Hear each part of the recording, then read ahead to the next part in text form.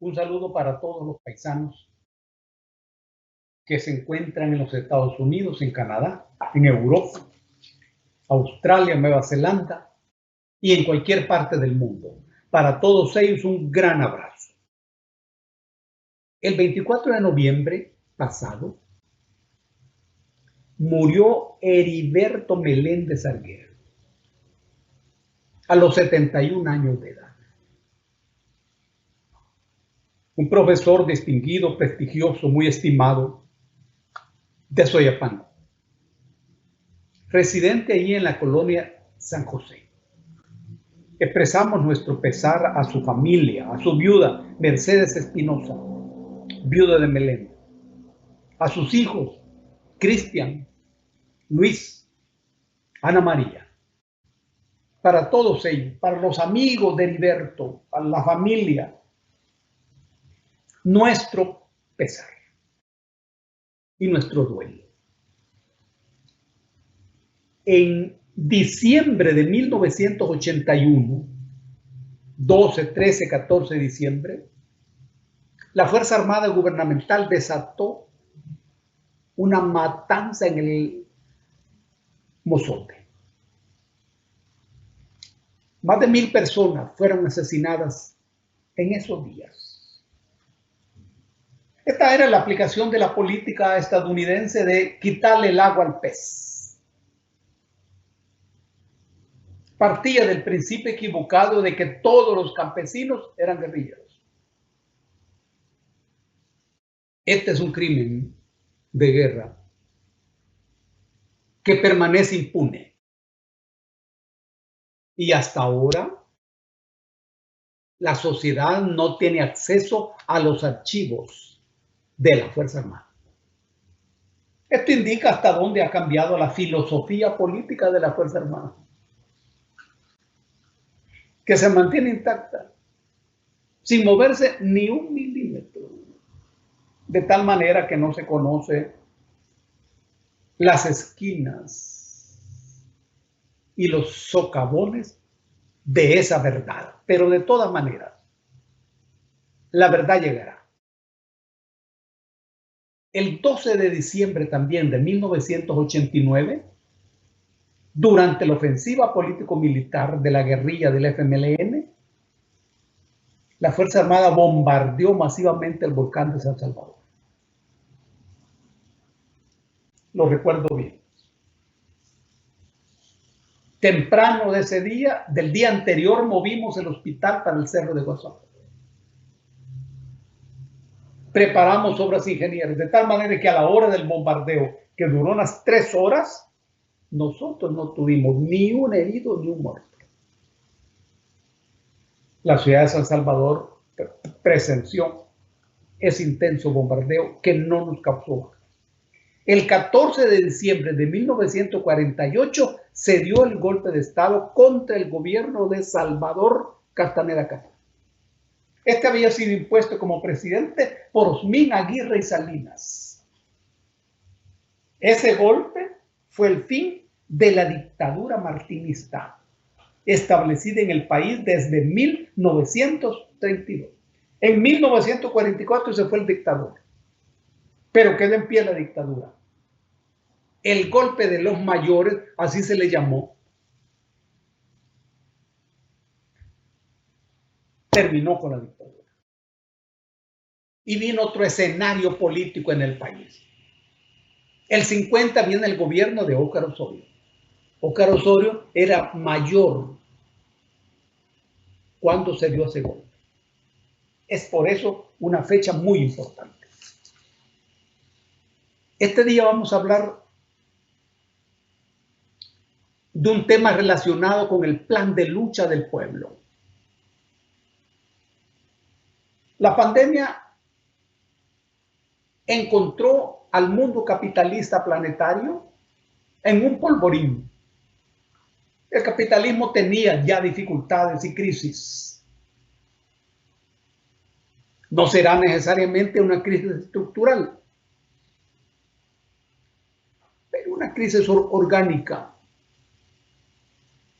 La pandemia vino a hacer estallar esa crisis.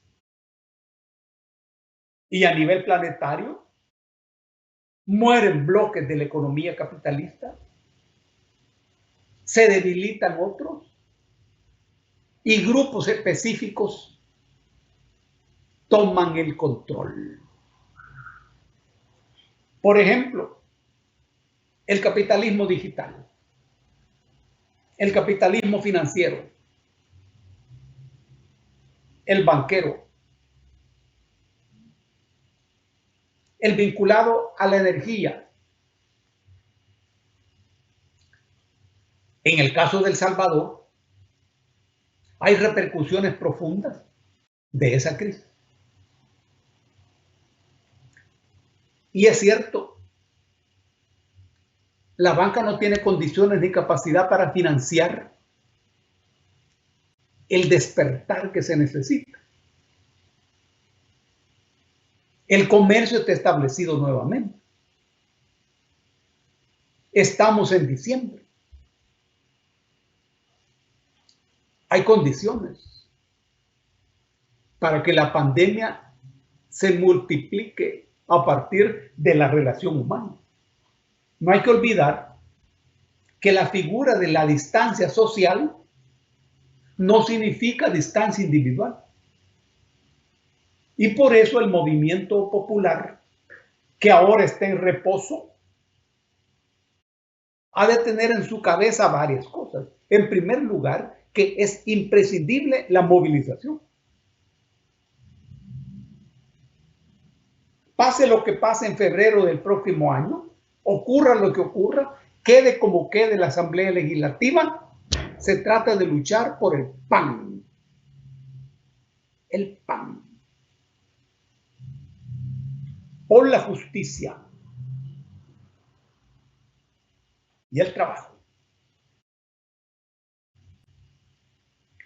Estas son banderas imprescindibles. Y en este nuevo movimiento, en esta marcha que se necesita emprender, los trabajadores y el pueblo deben saber que no se trata de endeudar más al país, que el enfrentamiento a la crisis del pueblo no debe pasar por más deuda. Hasta ahora, el gobierno no ha tenido en su cabeza más salida que la deuda con la banca internacional. Pero ese no es el camino. Ese es el abismo que hay que evitar. En primer lugar, el pueblo necesita que se le corte las alas a la evasión y a la ilusión. Eso en primer lugar. Hablamos de ilusión cuando se usan los recursos legales para reducir la carga tributaria. Cuando se pelea legalmente y cuando se cumplen formalmente con esos requisitos para reducir la carga. Esa es ilusión. Si vos querés, la ilusión es una salida legal. Pero la evasión es un delito que consiste en evitar el pago que a vos realmente te corresponde y reducir el tributo que legalmente debes de pagar. Esa es la diferencia. Pero los dos fenómenos habrá que cortarlos. Y esto es necesario que esté en la bandera de lucha del movimiento social. Hay un segundo aspecto. Normalmente se eleva muy alto la lucha contra la corrupción. Y realmente la corrupción es una plaga cuyo abordaje requiere largo tiempo.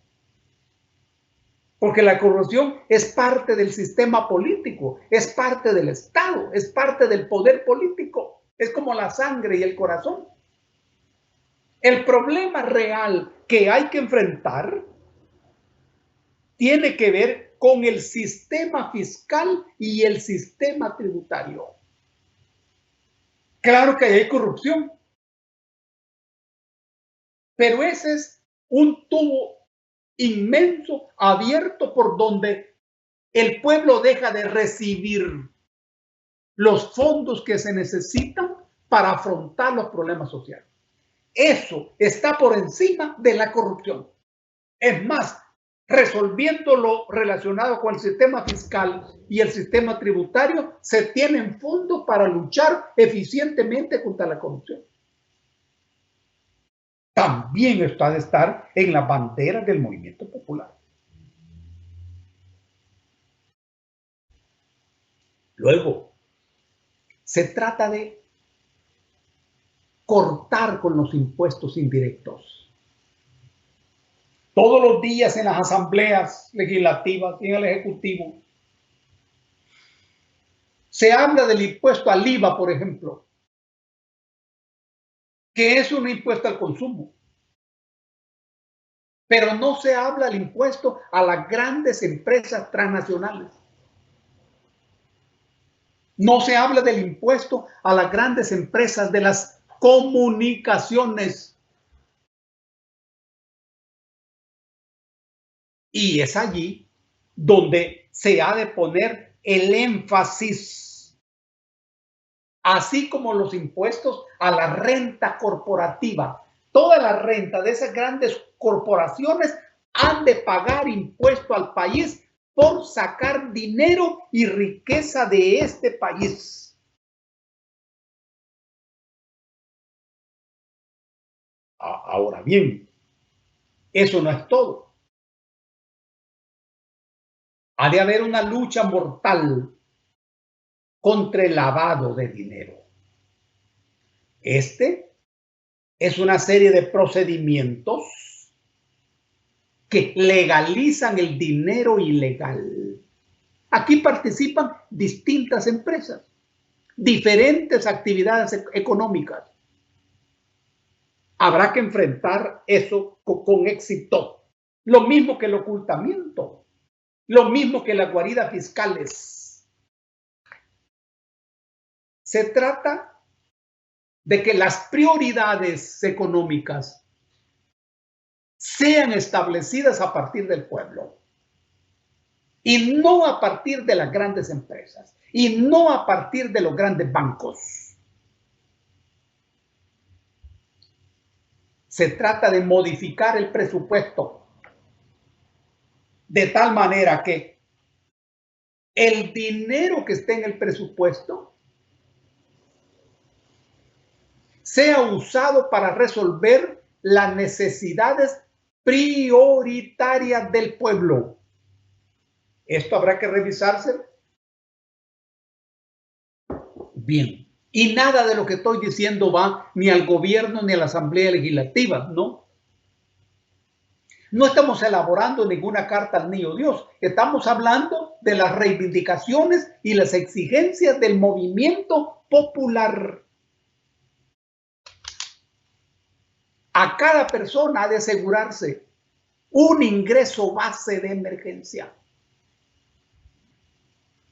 Esto es muy importante para evitar que la gente se muera de hambre. La figura que estamos usando es impuesto base de emergencia, que asegure que las personas tengan acceso, ojo, acceso mínimo al alimento, a la medicina. Y se ha de asegurar un impuesto a las grandes riquezas del país. Se trata de hacer un listado donde estén los grandes propietarios que han atesorado riquezas a lo largo de los siglos. Las grandes empresas. Esas grandes riquezas acumuladas han de pagar impuesto en este momento crítico. Esto es lo que acaba de hacer Argentina. Se llama impuesto a las grandes riquezas. No se trata, repito e insisto, de endeudar al país. Una deuda que todos vamos a pagar, incluso los que no han nacido. Se trata de ver esto de otro modo. A atacar a los paraísos fiscales. Este es un fenómeno financiero internacional impresionante. Paraísos fiscales es donde llegan los grandes capitales, mal habidos, y son protegidos. Observen ustedes que la pequeña isla Gran Caimán tiene una inversión internacional 3 veces superior a la que tiene China. ¿Te imaginamos? 3 veces superior a la que tiene China.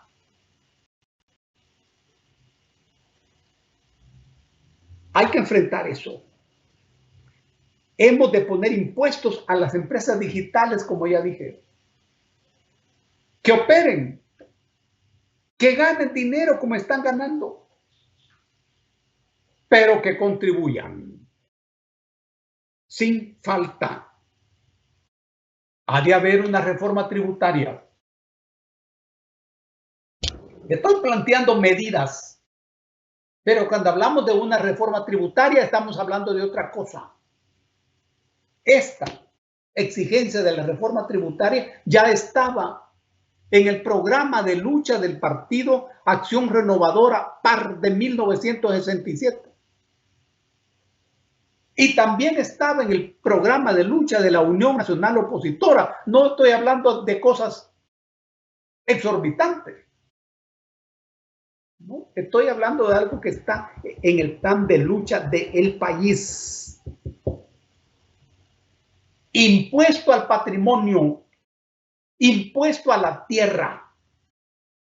No se trata de sacarle el impuesto a la gente más pobre, a la que nada tienen. Así como ocurre hoy con los impuestos llamados regresivos. Es al patrimonio, al que tiene más. Y a las ganancias. A las ganancias. Se trata de establecer una nueva fiscalidad para la inclusión. Y el movimiento popular ha de aprender a inscribir en sus banderas una justicia nueva, la justicia fiscal. Hasta ahora estamos hablando de la justicia social y es muy importante. Pero se necesita incorporar la justicia fiscal, que tiene en este momento y en todos los momentos una importancia fundamental. Un trato especial a las mujeres en este aspecto tributario se requiere, bajando los impuestos a los productos de higiene femenino. Este es un mensaje muy claro, muy claro. Repito, las prioridades en esta coyuntura deben partir del pueblo y no de las grandes empresas y no de los grandes bancos. El movimiento popular ha de organizar sus filas, ha de organizar de diferente manera su cabeza y ha de ser capaz de poner estas reivindicaciones donde deben ser puestas, en el pueblo, en el corazón del pueblo, también en la asamblea, también ante el ejecutivo o ante la corte si fuera necesario, pero fundamentalmente en el corazón del pueblo. Este año que viene va a ser un año tenso, si vos querés, más tenso que este que está terminando. Y todo debe estar movilizado en tu cabeza, con mucha luz. La experiencia de las luchas anteriores nos alumbra el camino. Todos los mártires y los héroes que han caído en esta larga caminata nos acompañan y están con nosotros. Un abrazo para todos y para todas.